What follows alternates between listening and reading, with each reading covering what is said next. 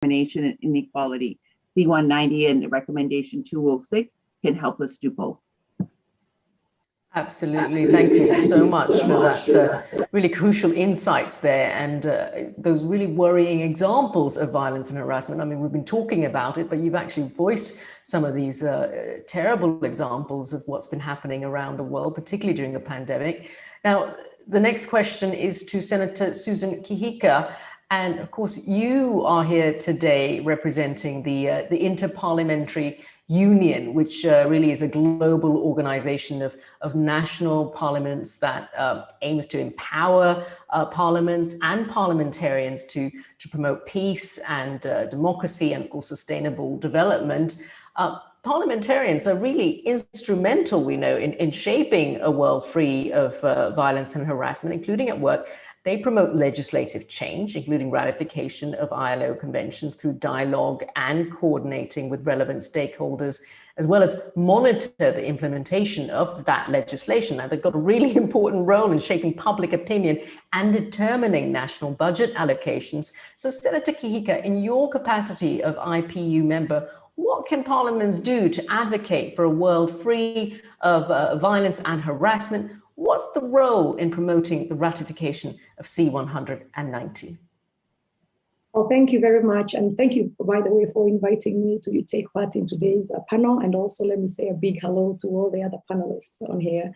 So we are also happy as IPU, but as well as parliaments actually around the world to be part of this very momentous occasion of the entry into force of the ILO Convention number 190 on violence and harassment. So this has been much awaited and IPU has strongly supported this. So we are really glad to be part of this. Now, when I bring my perspective here from the global parliamentary community, as a global organization of parliaments, the IPU is currently working with members to make parliaments respectful, gender sensitive and inclusive workplaces free from harassment and violence. So this really involves generating broad political will to, one, acknowledge the widespread violence that women face in politics, and two, to strengthen the capacity of parliaments to implement strong legal frameworks and policies to address all forms of violence and harassment. So this is why we must launch a strong call for action around the ratification of Convention number 190 and effective implementation. So first, we would like to seize this opportunity for parliaments to be fully recognized as workplaces of their own. As workplaces, parliaments need to do more and do better to change the culture of silence and impunity around harassment and violence in their own settings. And second, we call on you to recognize parliaments as key stakeholders in the implementation of the convention through their legislation, oversight, and budgetary and representative or representation functions. So as Convention number 190 enters into force, so let us make greater use of parliaments' contribution to achieve a better future of work, and let us engage them in the process. So as parliamentarians, we have a central role in the process of ratification of this convention, number 190. And just as our parliamentary functions are our engagement and determination in exercising our powers to impact the action of our governments, we need to ensure that national laws, policies, programs, and budgets adequately reflect the principles and obligations set out in Convention number 190. It is true that legislative initiative tends to rest with the executive branch.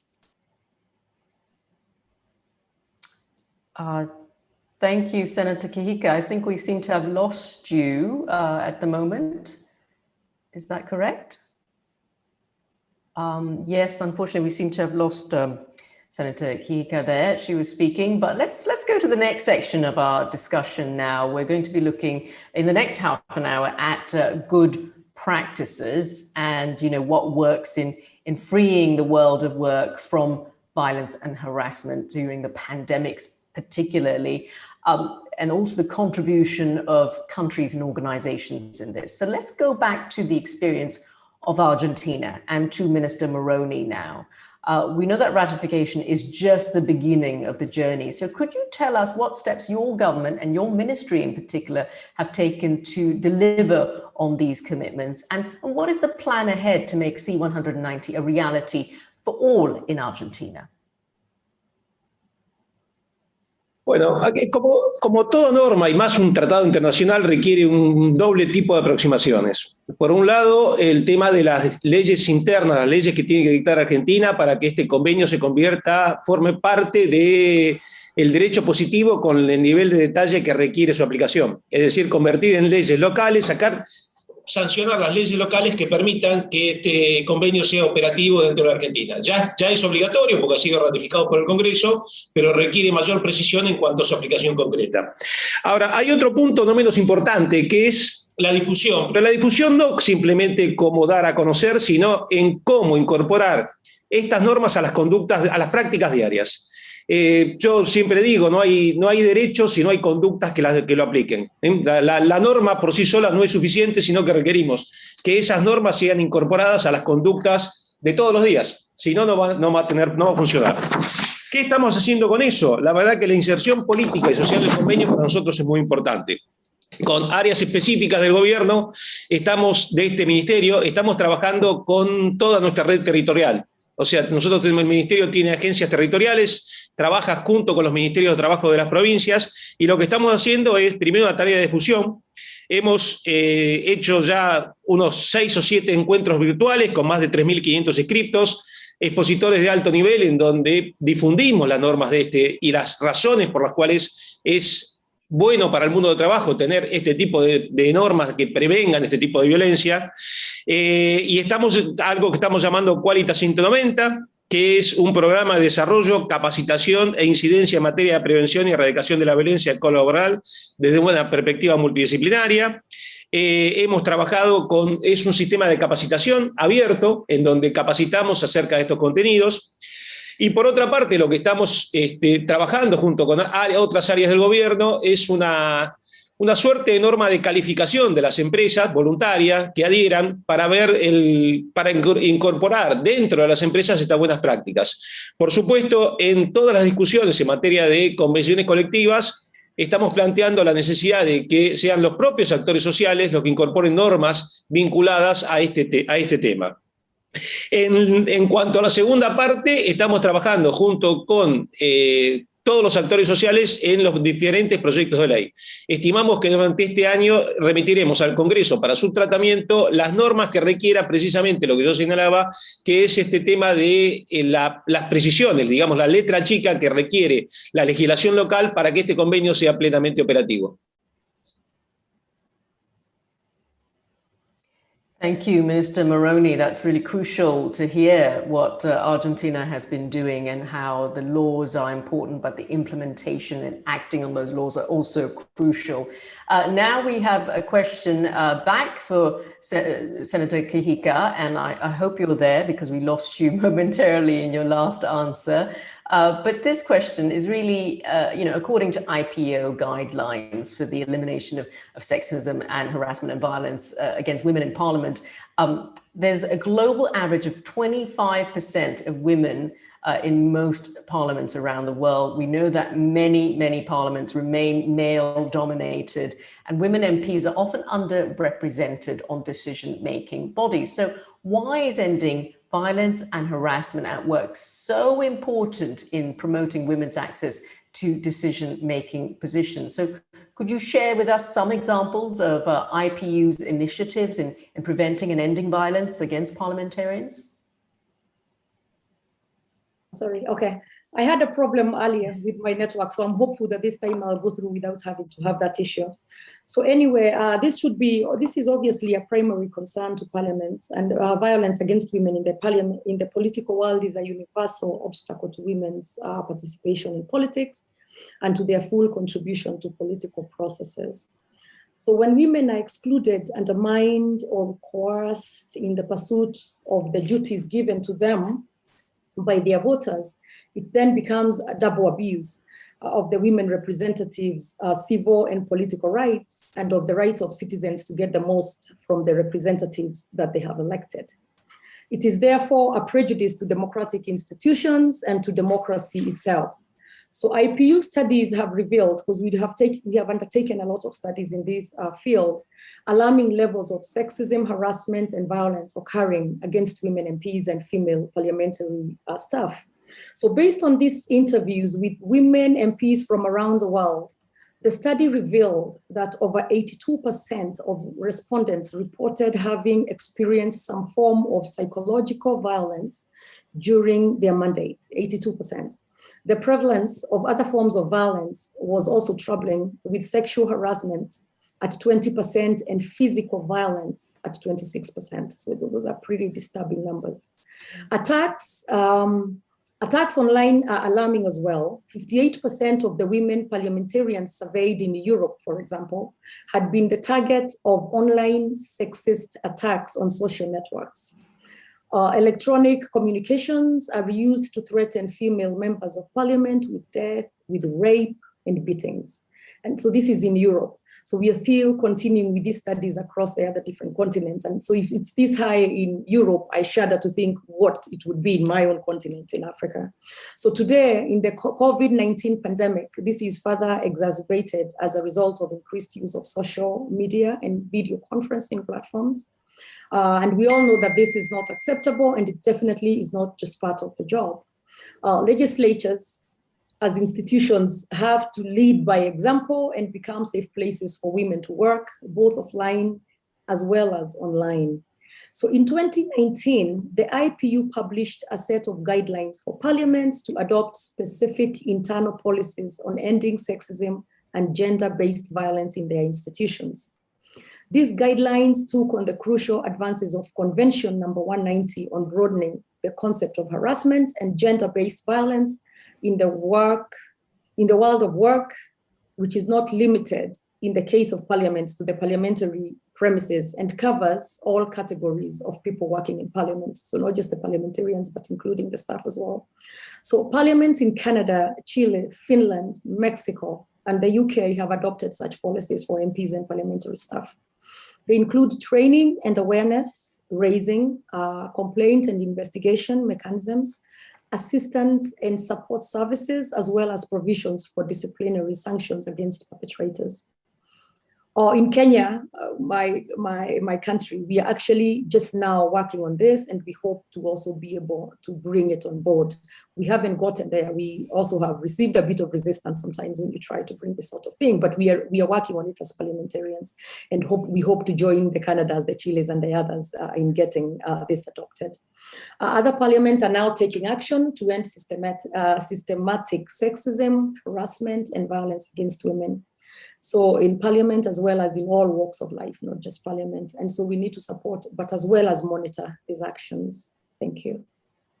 Thank you, Senator Kihika. And it's so good to know that there are so many strides being taken, though also very disturbing to hear the statistics of violence and harassment of women in Europe and around the world. So thank you for that. Now we go back to the experience of employers and back to Mr. Suarez Santos. We know that the role that employers' organizations play with governments to consider the ratification and the implementation of C-190 is crucial. So Mr. Suarez Santos, what is the role of the IOE members across the world in this respect? And what support is required nationally and globally to advance efforts made by employers' communities? Well, thank you again, Sharshi. I have to say that the IOE, International Organization of Employers, we always recognize ourselves as a powerful but a balanced network of business organizations around the world. And when we say powerful, it's because our business independent organizations have a strong say in advocacy, in policy setting at national level. That's what makes us also having an influence. But of course, we are linked to values, and these values have to do also with the elimination of violence and harassment at the workplace. So our first approach in relation with any new instrument is also based on action and principles. Here in His Excellency, the Minister of Argentina, you can see that before the ratification, there were important actions that have been already undertaken. I mean, he referred to the Oficina de Asesoramiento sobre Violencia Laboral. He referred to the network of employers that was created before the ratification. So our main approach, our main first approach is undertake strong and efficient action to prevent violence and harassment at the local. So the idea, as I said before, is these three areas of building trust at local level, building trust at the workplace. On the other side, also having the communication channels, also the awareness campaign at the workplace and beyond that, and in society, but also having concrete guidance for the employees and for the employers on how to act, what are the behaviors that should be respected, and what are the totally unacceptable behaviors. This kind of action should need to be put at the very beginning in order to assess whether you are or not prepared to ratify a convention, which is going to require you that. This is very important. As a first step, assess where you are as a country, assess where you are as a company, and see whether you are fit to the expectations of the convention and the recommendation. The second element is we do not want just ratified conventions that are ineffective and that are not implemented. We have seen that in the ILO very often. So that's why we want this assessment being made from the very beginning with a comprehensive action. The second element is we do not want also a simple cut and paste what you have in the convention and put it in a kind of internal regulation. No, the convention has important options for flexibility so that you adapt it to your national circumstances. And we have important conversations, important negotiations also to have these flexibilities in many areas, there's reference to appropriate legal provisions according to national practices, etc. Use it. I mean, don't just create the uncertainty of coping something which has been properly designed in a flexible manner to adapt it to your own circumstances. Third, also have a balanced approach, meaning you need to be effective. You need to identify in the ratification of the convention where the responsibility of the employer is, where the responsibility of the employees is also, and where the public institution should be held. You need separate definitions for violence and harassment at national level. You need different treatment for that so that you are effective. But then an important element, and that's my third message, whenever you are ratifying the convention, you need to have national tripartite consultations in order to identify what are the main challenges that you have at national level. This is a requirement of the convention itself. It's also a requirement of other conventions, the Convention of 144.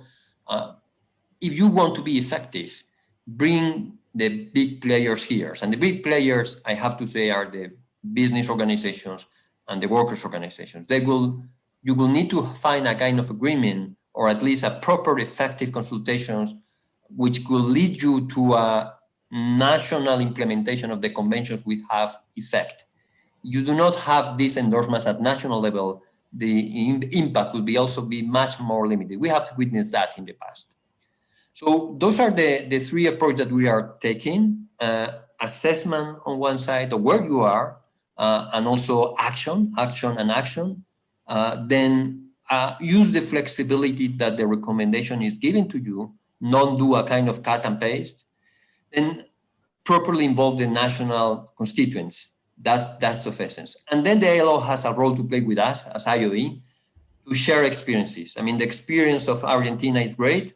We need to bring that to others so that they know how to learn from that. Okay? Of course, adapting it to its own national circumstances, but learning from what others have passed, that's also of critical value.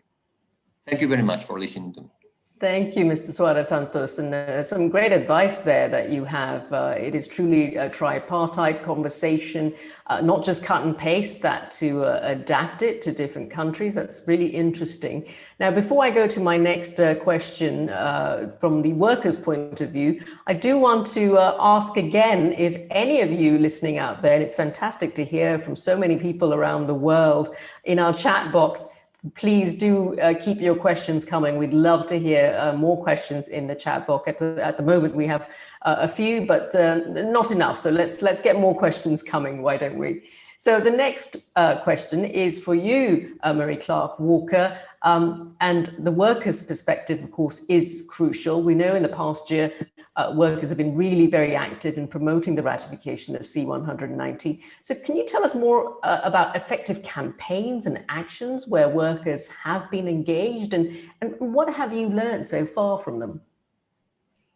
Thanks again, Sharonjeet. The ITUC and all of their global union federations that basically represent sectors, International Transport Federation, Public Service International, Education International, Uni, BWI, Industrial. I'm shouting out all of them, so I don't want anyone to feel left out. Include IUF and including the International Domestic Workers Federation have been spearheading a global campaign for the ratification and its effective implementation for quite some time.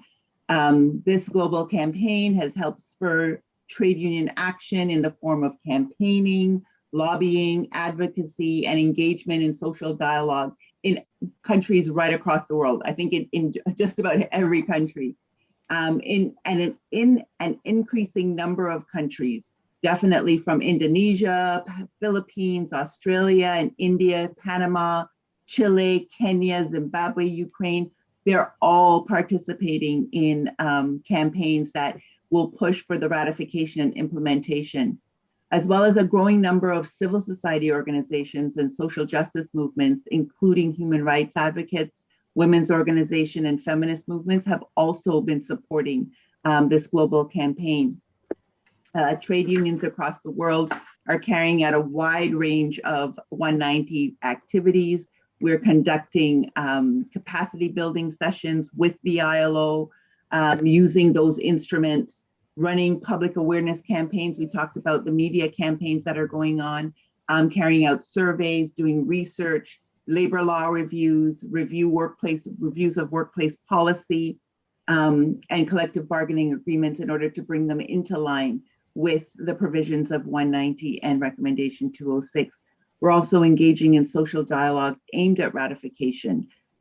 As part of our public awareness raising campaigns as well, unions are organizing webinars.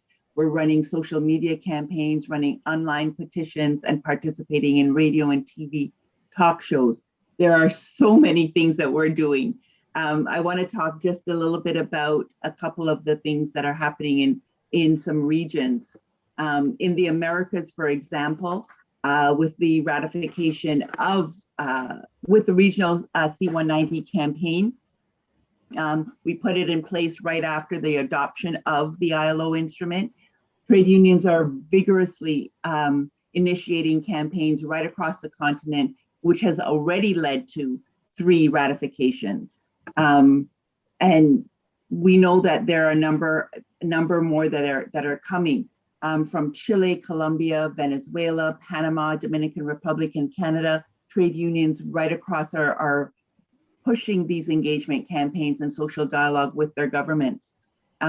In the Arab region, in Morocco, they're working together with parliamentarians, which is really good because it's important that we get the message out right across, not just within the trade union ranks, but also within civil society, within communities as well.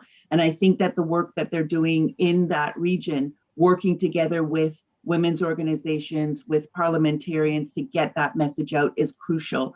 I think in Morocco, they have the campaign with the placards, with the messages about the importance of ratifying C-190 again, because of the increase in gender-based violence and the increase in violence overall. In Asia, trade unions have a dedicated regional 190 campaign in place, supported by civil society organizations. In Nepal, trade unions are part of a tripartite Convention 190 action group to advance gender equality and social justice by aiming at the elimination of violence and harassment in the world of work. In the Philippines as well, trade unions are taking part in tripartite webinars and forums in order to advance the ratification of C-190, while trade unions have negotiated new clauses in their collective agreements with provisions that have to deal with C-190. Also in Pakistan, trade unions have provided legal aid to workers affected by the layoffs, reduced wages, harassment, and domestic violence. So we can see that there is definitely work going on during the pandemic, and the work has definitely increased during the pandemic. So we really want to make sure that on the 25th, on Friday, we can't believe that it's gone by so quickly. When it does come into force, when the Convention C-190 comes into force, it will be a day of celebration and action right across the world. The International Trade Union Confederation, as well as all of our global union federations and their affiliates, will be calling on governments to commit to ratifying C-190 and its effective implementation in line with Recommendation 206. Global unions will also be launching a new train the trainer toolkit on C-190 and Recommendation 206. And the toolkit will definitely go far to assist and equip trade unions and their members with the knowledge, skills, and the necessary tools needed to build a world free from violence and harassment, which also can be shared with other organizations. Thank you, Marie. That was an incredible look around the world, and giving us explanations of what's going on around the world. It's so fascinating. Now, one final question from me, and it's great that since I last asked, I've got lots of questions on the chat box now. So thank you, all of you, for your brilliant questions, and I'm hoping we can get to all of them. But one final question from me, and this is to the ILO Director General, of course, Guy Ryder. Now, we know there is just 9 years left before the realization of the 2030 Agenda for Sustainable Development. And COVID-19, of course, poses extra challenges to attaining such an ambitious agenda. So in your view, Mr. Ryder, what should we be doing to accelerate progress in preventing violence and harassment in the world of work, and thereby contribute to a safer, healthier, and better working conditions around the world for all and everywhere? Well, you're absolutely right. I mean, even before the pandemic, the world was not progressing well enough or quickly enough towards the objectives of the 2030 Agenda. And COVID-19, unfortunately, has meant that slow progress has even been thrown into reverse. So on the face of it, this is pretty bad news. It sounds pretty discouraging. And yet there are some opportunities here as well. It's very difficult to talk of opportunities out of such a tragic crisis. But think of this. As we've all tried to react to this crisis, we've understood, at least from a world of work perspective, that keeping people safe is not only about protecting them from the virus itself. We've had to broaden our focus and look more closely, probably than we usually do, at issues of psychosocial well-being, of isolation, all of those underlying factors which contribute to the quality of working life, positively or negatively. And I think this has been something of a revelation over the last 15 months. And if you apply that broader consciousness, that broader thought about what well-being at work actually is, I think that can help us moving forward in respect of violence and harassment. We can build it in, I think, to a much more complete notion of the things we're aiming at in the world of work. And this, I think, should give us room for some encouragement, because it's relatively easy for us all, I have to be honest, to condemn violence and harassment, to say we're against it, to say it's unacceptable. We all need to do that, and we all do it. And yet it happens, and yet it's there, and yet it's very prevalent in the world of work. I think this new sort of atmospheric that the pandemic has brought might enable us to be a little bit more effective in surfacing these sometimes invisible problems and then acting upon them. And if you take that premise, which I think is reason for some encouragement, then you can place that into the broader context of what we need to honor this notion of building back better, that we're not just going back to where we were, we're going to somewhere better. Now, I think there is opportunity here. I mean, we've learned over the last 15, 16 months that it is possible to do things in a radically different way than what we did before. Think of this, some 16 trillion US dollars has been spent on COVID-19 response in all of its dimensions. Who could have imagined such a thing? We would have thought that was impossible, but it's happened. And in the same way, I think, the slow progress towards the 2030 agenda can now speed up. And if it builds in, as I think it must, this notion of broader well-being at work and in society, then I think we can take lessons from the experience, painful as they have been, of recent months, and simply accelerate and to do things in a better way than we previously did. I think the lessons of the past are that when things like this happen, we need to draw the lessons and we need to be coherent in reacting to them. Some great advice there. Thank you, Director General. And as you say, there is opportunity in something as awful as this whole crisis that we've been undergoing for the last year. Now, at this point, I asked you all for questions and you all delivered. You've all been watching and listening very intently and asking some great questions in the chat box. So what I'd like to do at this stage is now go to this chat box and take a look at some of these questions, and and I'll try to direct them to the various speakers. Some of them are, of course, to selected speakers. But let's start with this very interesting question from Com Kelly Ryan. And this is a question that asks, what role does civil society play in encouraging the ratification of C190 beyond trade unions and beyond civil society, and also beyond employers' organizations? So, this is a really interesting question. I'm wondering if it's one for you, Senator Kihika, to respond to, and of course, anybody else amongst the panelists who want to talk about it.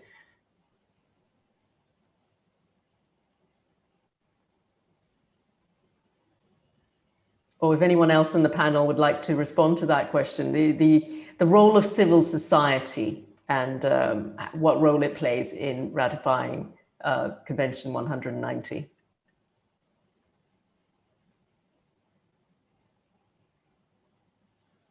Yes, Mr. Ivan? Shall I have a go? Go ahead. First? Thank you. Well, obviously, we look to our the ILO looks to its normal customers, if I can put it like that, governments, and I see Minister Moroni's on screen there, and our worker and employer constituents. And as I think you've heard already, they are really mobilized to act on this. But that does not in any way, and I think it's great to have the opportunity to say this, that does not in any way mean that this is an exclusive responsibility, and we look to and benefit from the support and the advocacy and sometimes the pressure of civil society, NGOs of many different types. And we find this in many areas of our work, be it in child labor and domestic employees, many areas of our work. So we hope that along with parliamentarians, who, by the way, have the first responsibility around ratification, because once a convention at the ILO has been adopted, it has to go to parliaments for consideration of ratification. We need to build these broad coalitions, and I think that's exactly the spirit in which we need to move forward now. Thank you for that, DG. Anyone else want to respond to that? Otherwise, I'll move on to the next question. We do have a lot of questions now. This is a question that's directed to Roberto Santos. You mentioned the need for flexibility in tune with the country's practices, and perhaps there can be some flex in what is accepted as harassment, depending on local practices. But on violence, should there be any tolerance? That's a question from Pradeep Bhargava. Thank you for that question. And it's directed to Roberto Santos, but anyone can respond. I'm trying to switch on my video, but the host doesn't allow me. So if you don't see me, it's not because of lack of will. But we can hear you loud and clear. Okay. Yes. I think there is no flexibility in toleration to violence nor to harassment. I mean, let's be clear. I mean, none of the situations. What we are referring is flexibility in the definition. Okay. Now I am allowed to use my video. Okay. I think where the flexibility comes is the legal flexibility to define it, because what a convention and many other conventions of the ILO, by the way, do is they provide you the kind of a framing, not just the exact legal definition of each of the concept of violence and harassment, and then you have to adapt it to your own regulation traditions, because each regulation has its own traditions, your own culture, your own context, but of course, on the basis, on the premises that we need to eradicate violence and harassment at the workplace. There's no flexibility there. The flexibility is how you do it, how you get there, how you define it. And there are different treatments for harassment and violence. We all agree on that. So that's the kind of flexibility we need, rather than the flexibility in the concept itself. Thank you for that. And I believe Minister Moroni from Argentina, you were about to speak earlier. Do you want to say a few words now?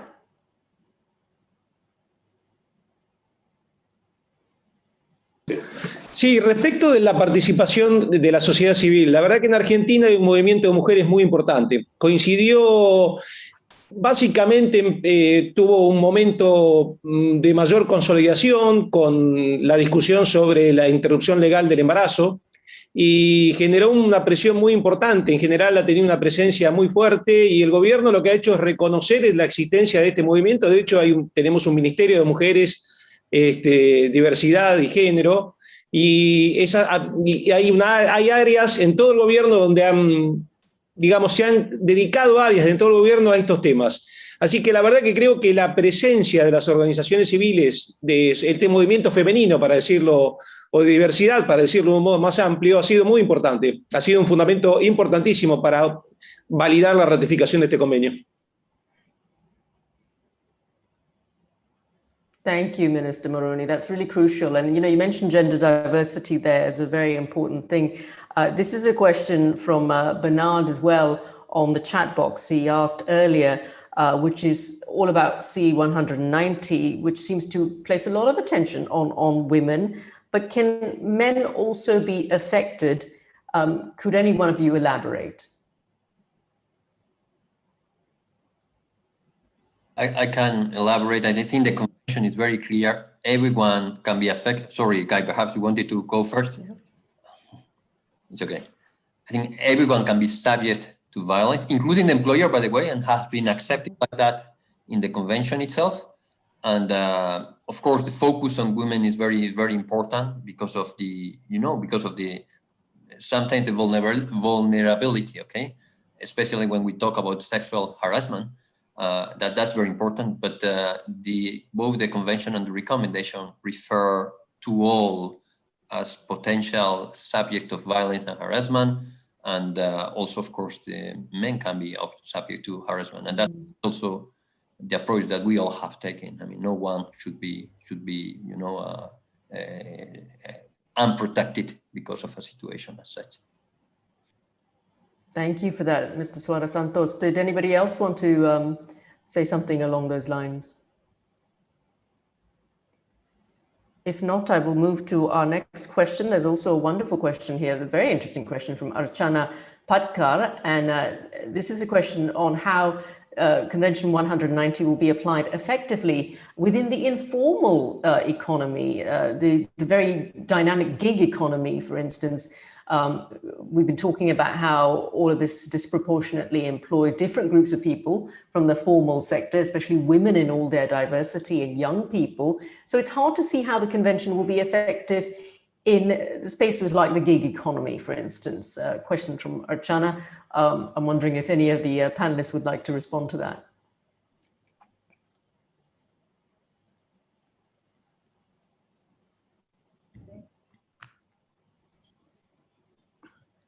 I don't know how to do it. Yes, Minister? Yep. Oh. Would anybody like to talk about that question in particular about the gig economy, how the Convention 190 impacts the gig economy, because it's the informal sector, isn't it? Perhaps, if Chandri, if Mr. I may, Ryder, go ahead. Yeah. I mean, there's a couple of aspects, I think, to the question that's been put. One is the informal economy in general. Well, how can any ILO convention effectively be properly applied in the informal economy? Let's not forget where 6 out of every 10 workers in the world finds a living. And there's no getting away from the fact that this is a struggle. This is really a challenge to the ILO's standard system. And of course, for many years now, we've been advocating for and helping our member states work towards formalization of the informal economy so that national regulation and protection systems can apply to them.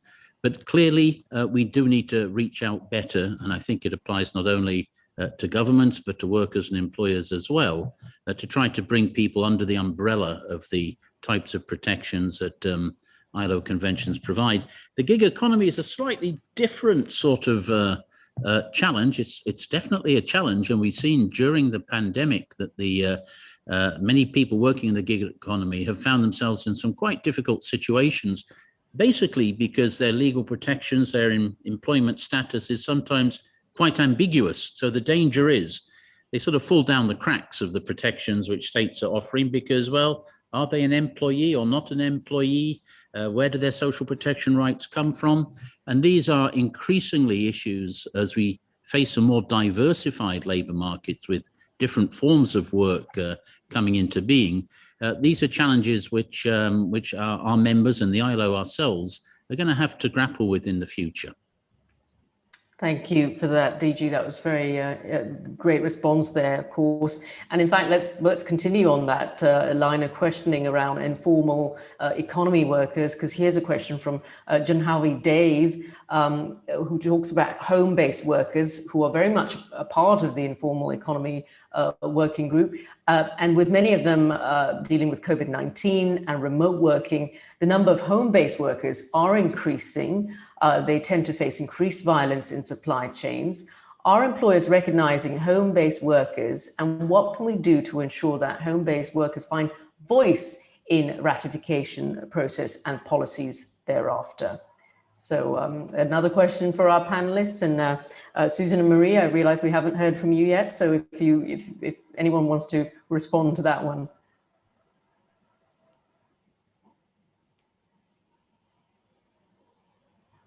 I think the employer, Roberto may be able to answer that question a little bit better because they know what they're doing with in terms of the sector.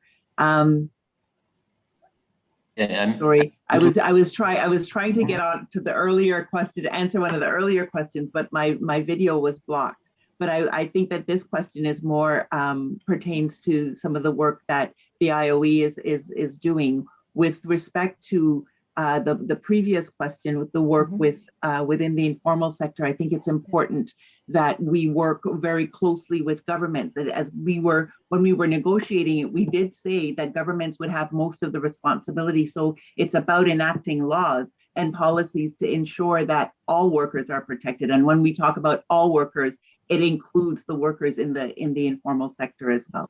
So I'll cede my time and to Roberto. Thank you, Marie. Thank you.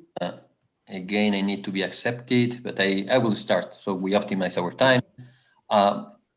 We home workers are workers and need to be protected. And also that's clear in terms of action, what companies are doing. And I think I referred to that when you refer to remote work and the consequence that it has also, not just for mental health, which is another issue, but also in terms of potential harassment and violence situations. Remote work is very challenging in terms of how to deal with remote workers. The way we deal on your own premises, isn't it?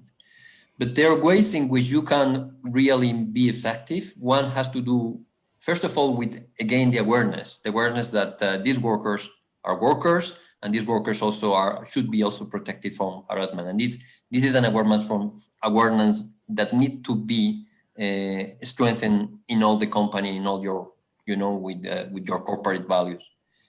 The second, and perhaps the key element for this kind of workers, is to have, and I said it before, but it's more pertinent here, confidential channels. Confidential channels of communication, which try to avoid and prevent situations of harassment. When you are in the distance, it's more difficult to have this face-to-face, this kind of human contact. But once you create a kind of confidential channel for remote workers, I think that the situation can improve. And of course, it needs to be clear what is expected and what is not expected in terms of behavior. Because sometimes there is no such as awareness of some kind of behavior with remote workers, that you should think that you can address them at some times, by instance, in night, and you are not perceiving as employer, as manager, that you are to some extent entering into a very dangerous zone, okay? So that's also a kind of good guidance that need to be provided and need to be settled at the company level. Of course, the big companies, many big companies are already dealing with that, but we need to make efforts for small and medium companies also, so that that we go on this path.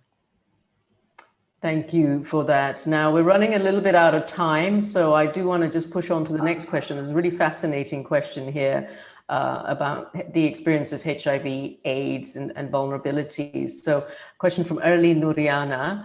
Are there any experiences from countries that link the sexual harassment, violence at workplace with the impact on HIV, AIDS vulnerabilities? I think I will use that as our last final question from the chat box. Thank you all again for your great questions.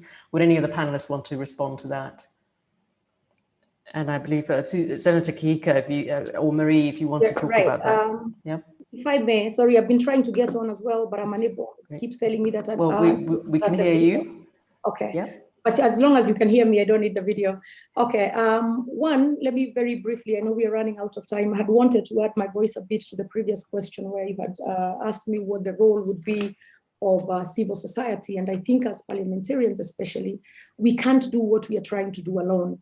And we really need civil society on board so that we are able not only to bring attention to what's going on, but to also have them be able to speak out there and to make the communities know what is not acceptable and what is not doable as we continue with the legislative part of our roles. And on this other last question you were asking, as far as the workers who work from home, for example, we must make sure that all workers are included, whether they work in the blue collar field, or they work from home, or they come to the office, or whatever it is, and especially so during this time of the COVID-19 pandemic. So we must be able to make sure that the companies have guidelines and policies where everybody is included, and that the employees as well are aware of what steps the companies would take in being able to solve these issues, or what channels or mechanisms they need to follow to be able to have the issues addressed. And also, as somebody else said before me, confidentiality also being completely important. Also, now you're asking about the HIV/AIDS issue. I will cede that one to someone else who maybe has come across it, but I would also imagine that, again, maybe some people may not feel as comfortable to come forward due to the stereotypes and all that sort of stuff. So we must work towards not making it so negative so that people are able to come forward, but also have mechanisms to address that in a confidential way so that it is resolved and the problem is not left out there and the people suffering, the workers suffering. Right. Yeah. Thank you, Senator Kihika. Well, I think we are running out of time, so I will end it there in terms of the questions from the chat box. Thank you for everyone for all of your wonderful questions. For the ones that we didn't get a chance to answer, hopefully, one of the team will be able to get back in touch and be able to respond to some of this. But I would like to now close this dialogue with a call to action, which could inspire more countries to ratify Convention 190 and make concrete change, which is what we've been talking about. Could each of you, in 30 seconds or less, launch your call for action to building forward a world free from violence and harassment? We will start our 30 seconds with you, Senator Susan Kihika. Thank you very much. Okay, now as we rebuild from the pandemic and think about reintegrating populations back into the workforce, we must build forward stronger. We must build forward stronger and ensure that the world of work is safe or safer, both offline and online. That human-centered and gender transformative, it must be. And at the IPU, we will work to make C190 known in parliaments around the world and mobilize it for its ratification. We will associate MPs in advocacy efforts around the implementation of the convention. That's important. And in this endeavor, we will continue to call on parliaments to lead by example and embody the highest standards of our workplace in order to prevent harassment and violence in all places of work. We look forward to partnering with you in all all in building a world of work free from violence and harassment. Thank you. I was trying to get it all in 30 seconds. Thank you. 30 seconds, crucial. Senator Kika, I'll ask you to leave your video on. And at this point, I'd like to get all of the panelists to put their videos on because we do want to get a screenshot as you are making your calls to action.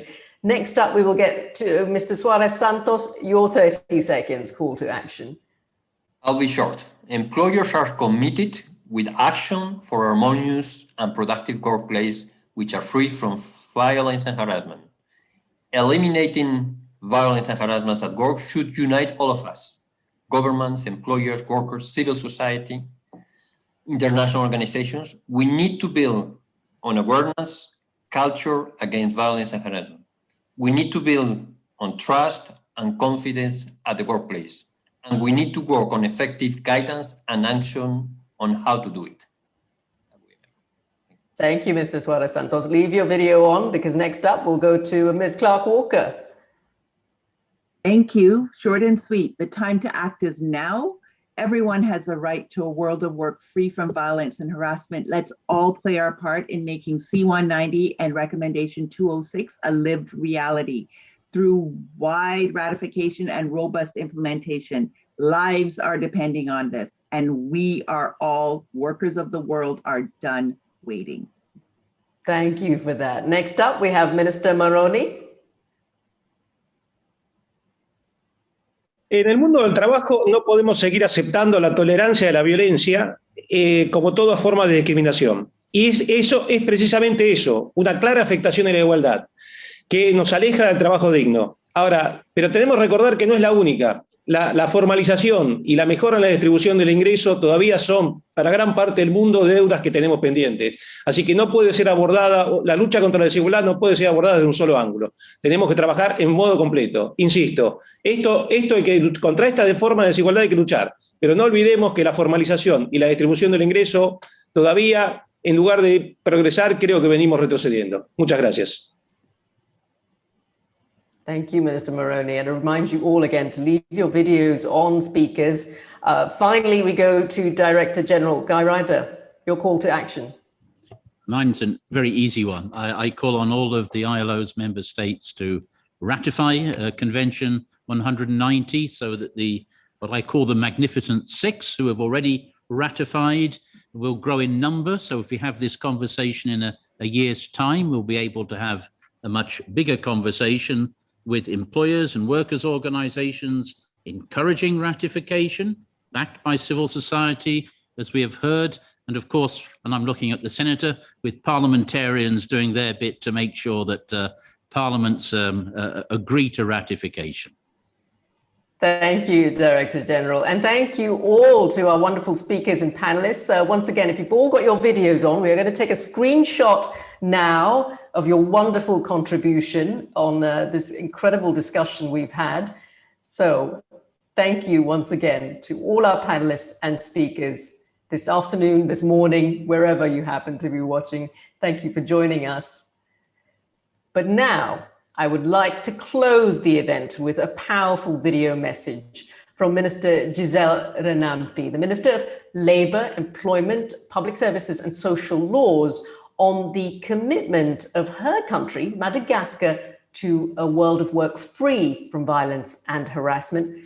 For many years, we know Madagascar has been working at all levels to promote decent work for all, including the respect of fundamental principles and rights at work and the elimination of violence and harassment. So this video, I'll remind you, it's in French, so please turn on interpretation if you need it. Let's hear Madagascar's call for action.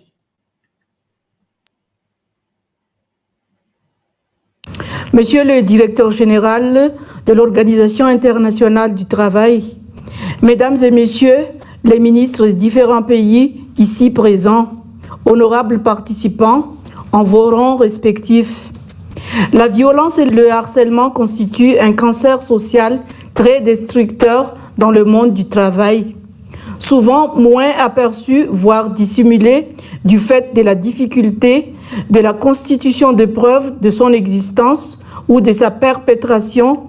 La violence et le harcèlement, surtout ceux à caractère psychologique ou sexuel, sont des phénomènes très courants dans le monde du travail. Les femmes et les enfants en sont généralement victimes.